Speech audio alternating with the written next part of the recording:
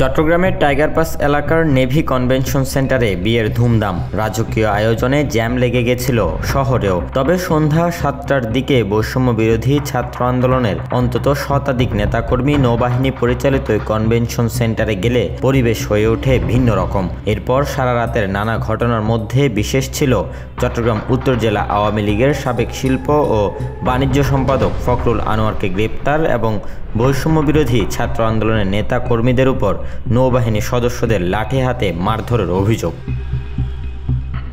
মূলত শনিবার ওই কনভেনশন সেন্টারে আওয়ামী লীগের নেতা ফখরুল আনোয়ারের একমাত্র ছেলে সৈয়দ মিনহাজুল আনোয়ারের সঙ্গে বিয়ের অনুষ্ঠান চলছিল চট্টগ্রাম সিটি কর্পোরেশনের সাবেক মেয়র মঞ্জুর আলমের বড় নাতনি সৈয়দা মাহবুবা হোসেন আরার। ওই বিয়েতে উপস্থিত ছিলেন সিটি মেয়র ডাক্তার শাহাদাত হোসেনও।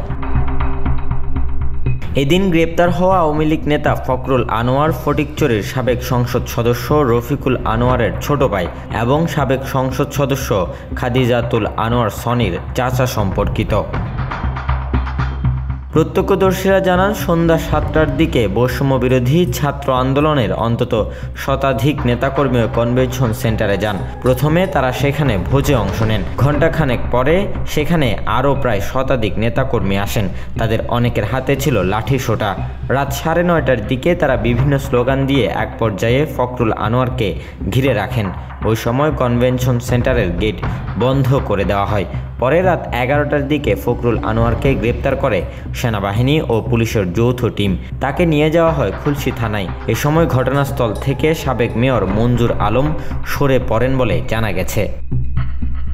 বৈষম্য বিরোধী ছাত্র আন্দোলনের নেতাকর্মীদের কেউ কেউ আমন্ত্রিত নারী অতিথিদের হেনস্থা করেছেন। এক পর্যায়ে ফখরুল আনোয়ারকেও তারা মারধর করেন, এমনটা জানিয়েছেন আওয়ামী লীগ নেতা ফখরুল আনোয়ারের ঘনিষ্ঠ একটি সূত্র।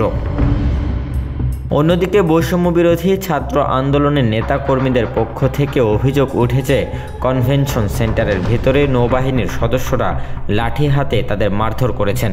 কাউকে কাউকে কিল ঘুষিও মেরেছেন তারা। নগরের কোতোয়ালি থানায় দায়ের হওয়া হত্যা মামলায় গ্রেপ্তার দেখিয়ে রবিবার ফখরুল আনোয়ারকে আদালতে সোপর্দ করা হয়েছে। চট্টগ্রাম মেট্রোপলিটন পুলিশের এক সংবাদ বিজ্ঞপ্তিতে বিষয়টি জানানো হয়েছে। তার বিরুদ্ধে আরও কয়েকটি মামলা আছে বলে জানায় পুলিশ। এ ঘটনার পর জনসাধারণের মাঝে মিশ্র প্রতিক্রিয়া দেখা গেছে। এক পক্ষ বলছে আওয়ামী লীগকে সামাজিকভাবে বয়কট করতে হবে, অন্যদিকে অনেকে মনে করছেন বিয়ের অনুষ্ঠানে এমন ঘটনা কখনোই সভ্য আচরণ হতে পারে না। Desk report, news now 24।